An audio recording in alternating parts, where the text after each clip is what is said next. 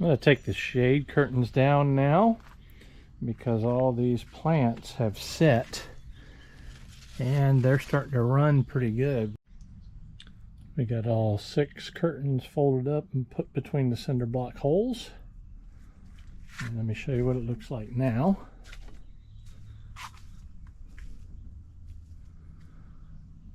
Beautiful sea of green veggies.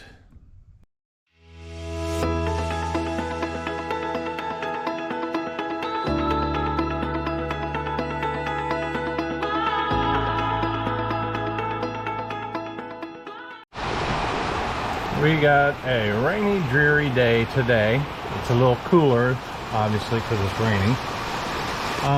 But I'm out here on my deck in the overhang part, and I got my asparagus in right here. They came in a paper mailer without anything else, and I thought that was kind of unusual. But this is Millennium Asparagus, and I put them in this Ziploc bag and put some water in it. We're rehydrating because I can't plant today due to the rain. You can see below there I'm still planting my tomatoes and they're getting absolutely soaked here. They'll be alright. So I'm still planting tomatoes, and tomorrow I need to get these in the raised bed. I'm going to be putting them in a 2 by 8 foot raised bed. Alright, I've got my asparagus crowns here, and it was raining yesterday when I filmed that first part, and today it's cloudy and it's supposed to rain again this afternoon, so it's a perfect time for planting. Now, when I did my research on the asparagus, the spacing is typically somewhere between 12 and 18 inches apart from each other, with 18 being more common, and depth is typically between 6 or 12 inches deep, and sometimes a little bit deeper depending. And so what I've decided to do was to plant 2 rows on outside of each one of the bed here, and I'm going to plant it a little deeper versus more shallow, because I watched a video from the University of Maine, and it talked about if you plant it deeper, the spears will be a little bigger, and it also can protect against frost a little better. And so that's what I'm going to do. And to achieve that, the first thing I need to do is remove a lot of this material. I'm not going to dig a trench like you see a lot of people doing. I'm just going to remove the material completely in a wheelbarrow, and then I'll place all the plants where I want them to, and then I'll just cover them back up. So let's get to that. So the first thing I need to do is remove the drip irrigation, so shoveling will be a piece of cake, and then planting will be even better. And then we'll put the drip tape on back the way it was once it's filled back up. These are removable. Did that on purpose.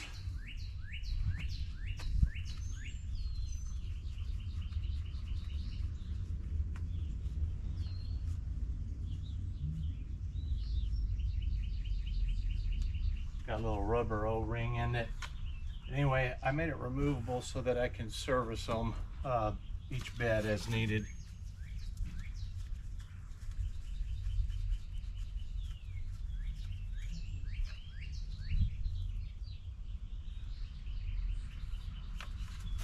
All right. Just gonna lift it out. The mix in the bed is pretty wet, so I'll just kind of take my glove and move it down. You can see there's a piece that connects one bed to the other in each row. And so I'll just move this slightly to the side, just like that. And now I have access to the entire bed. So let me go around and we'll start shoveling this out.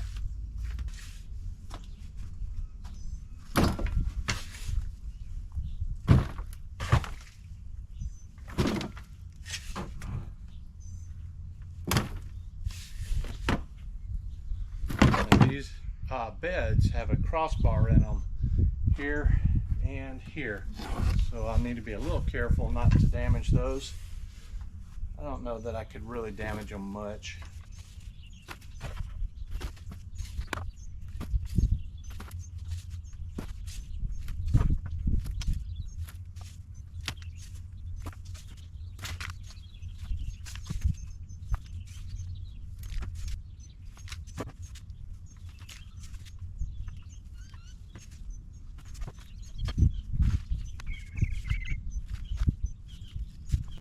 All right, now what I'm going to do is just spread it out so it's more or less even.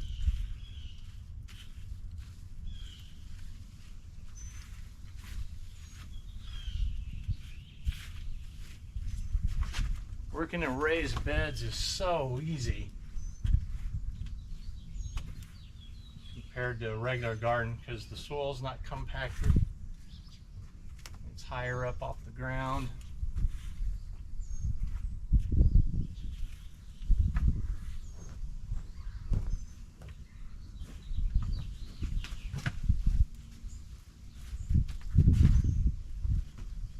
All right, I'm going to remove a bit more material, but first I need to move this wheelbarrow full. It's completely full because I need to get a little deeper, and then I'll bring you back. Okay, so I've got the crowns here. I took out a lot of the media, probably a little over half, because I wanted to get it as deep as possible. The beds are 2 foot wide by 8 foot long by 18 inches deep. It's a pretty common type of raised metal bed that's being used these days. And so it's 24 inches wide, so really I can get 2 plants if I wanted to that way. But I'm going to stagger them just a little bit, and I'm going to put all 10 of the plants I ordered in this bed. And the screws on the bed gives a great indication of where I can put these. So I'll just dump these out. Some good looking roots or crowns are supposed to be 2-year crowns. Put these towards the end there. They look more like 1-year crowns to me, but they could be 2-year crowns. So I'm going to spread them out slightly. I'm not going to create a hill like you see a lot of people doing. What I'm going to do instead is add a little bit of the soil back on top of them and just water it in so it gets in and around the roots.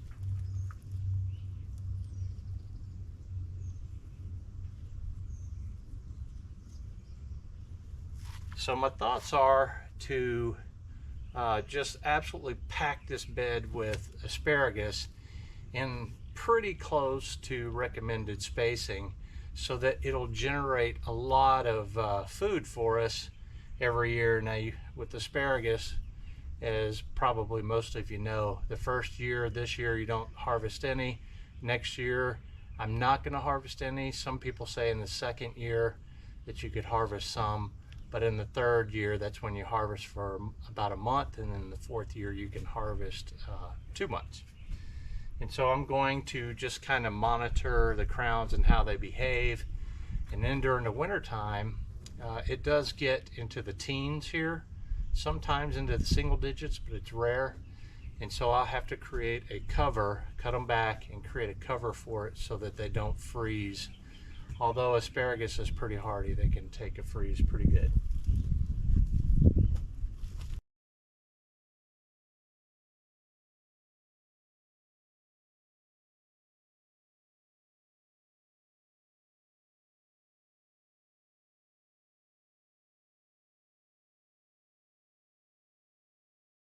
That they gave me extras. It's like 2 extras. I'm gonna plop those in there too. I'm just gonna go all rogue on my planting. So once I'm done, I'm gonna go ahead and turn you off here because this is just spacing. Once we're done, I'll just pan it and show you what it ends up looking like. All right, I put a lot of the extra media in these 5-gallon pots. I used to grow in these regularly as late as last year, but I had them, and it's a good place to store the extra mixed material. So what I'm going to do here is just toss some soil on them. And I'm just tossing some so they don't get dislodged. I could shovel it on, but yeah, that'd be more aggressive probably. And so I'll just put 2 or 3 of these containers worth of mix on top.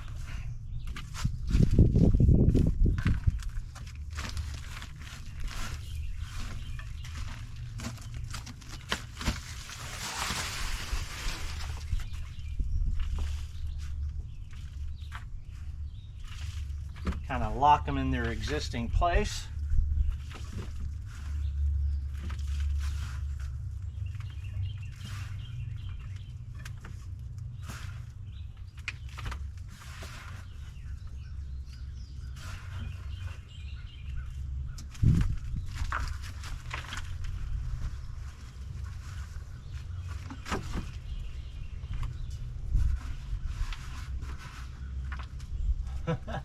I was probably in the camera wearing my boots in the last shot. That's because I had to go out to the main garden to get my chair over there. And it poured yesterday, so our backyard is quite saturated. But they're hot to wear, so.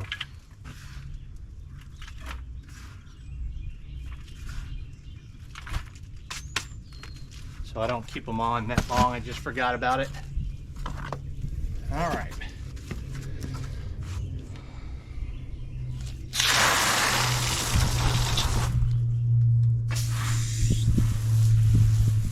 All right, so I'll hit these pretty solid.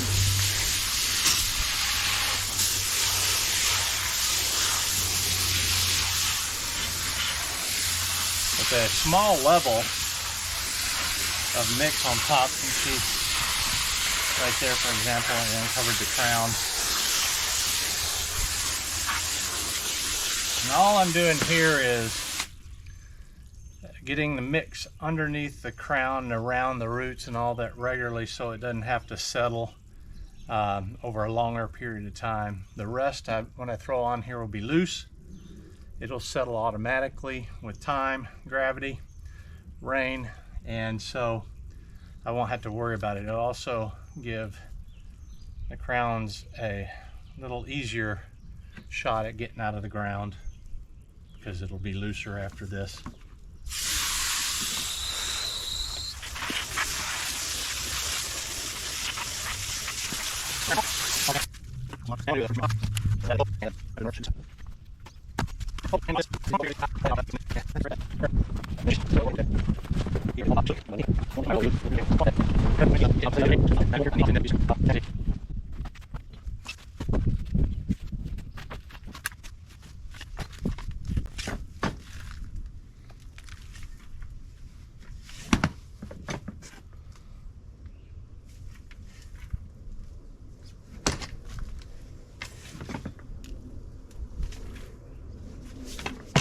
Right now I'm going to level it off here, and we're going to put the drip tank back.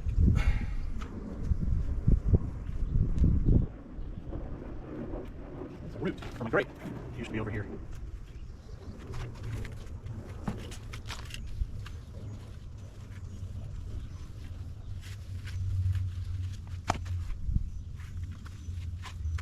All right, let's see if I can get it back on here. Oh, the camera's over it. Move the camera.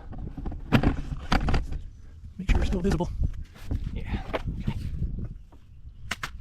All right. Take the gloves off and we'll hook it back to the drip.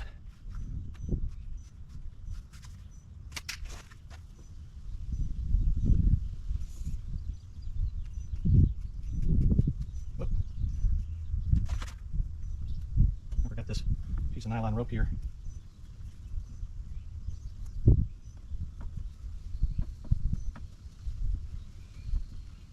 These are teed off, so I don't know if you can even see it, but the drip is teed off so I can remove it, and the nylon rope is to keep it from collapsing under the heat, especially once it fills full of water.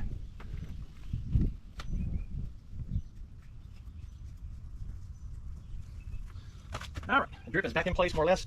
I'm going to do a little bit of adjustments and then cover it back up.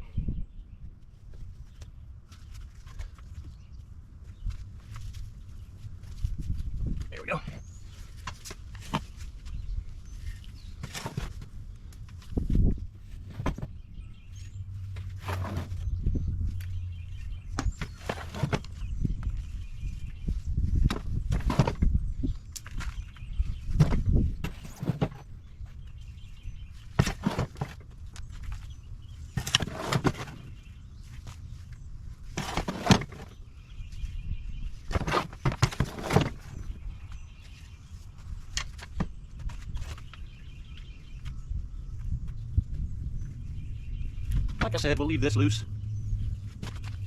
It don't need to be compacted for it to come through the soil. I want to get it up. I got a little bit more mix in the wheelbarrow, not much, but it'll bring it up just another ½ inch to inch. And I just wanted to close off the video now. Before I publish, I'll bring you back when the shoots pop up. I expect it in about 2 weeks or less, so we'll see you then. The last thing I wanted to mention real quick is how I fertilize these. I did put 10-20-10 a little bit in the bed, but the top layer was a combination of aged rice hulls, peat moss, composted cow manure, I'm not sure if it was tomato tone or garden tone, some organic stuff. And so you'll see the drip here comes through. It also feeds with a very mild water soluble. And so that's how I feed the plants. It's a combination of, quote, organic and, quote, chemical fertilizers. The plants can't tell. They're not like searching around the roots and going, ooh, that's organic, let's eat that up. And then a little bit over here, they go, oh, that's synthetic, spit that crap out. Now, the plants don't care. They actually go for what's easiest, and that's the water-soluble nutrient. I do think that the organic material likely has stuff in it that you can't formulate through a chemical fertilizer, and inorganic water-soluble, some trace elements and some other things that may improve taste. So that's why I add those as well. Anyway, now I'm going to tell you, I'll bring you back when they pop through. Asparagus is up, and I'm putting you at ground level for this moment, because what I'm going to do is I'm going to spray the bed with some water to get this lighter colored rice hulls here. I don't want to break any of these off. I need to be careful, don't I? I don't want to get any of these light color rice. I want to darken the rice hulls so that you can see the contrast better, hopefully. So that's what I'm going to do. Just wet it down lightly.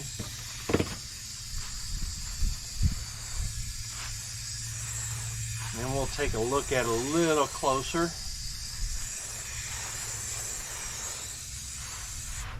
So we'll start on this end. Might be a little hard to see this one,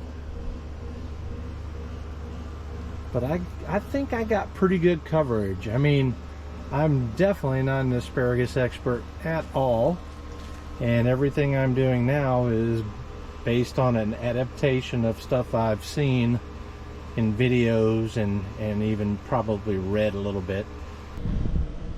So I've got a couple more years before I start really getting after the asparagus, but putting them in this raised bed like this, I think that's going to be a really good thing, because I had a bed, and the reason why I no longer have a bed is because I just fought the weeds like crazy, and I just never could get ahead of them.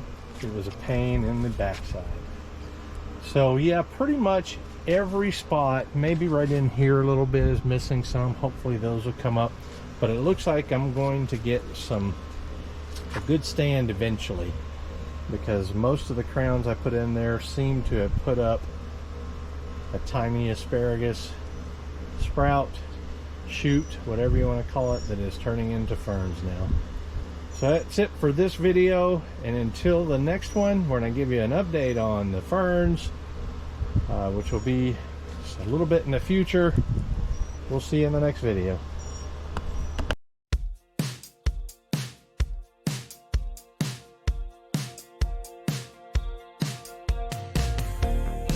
How long do we gotta stay here for people we don't know in one lines? All of the clothes are designer, fast cars, and who knows who. Yeah, I know what they wanna say. They're gonna ask me if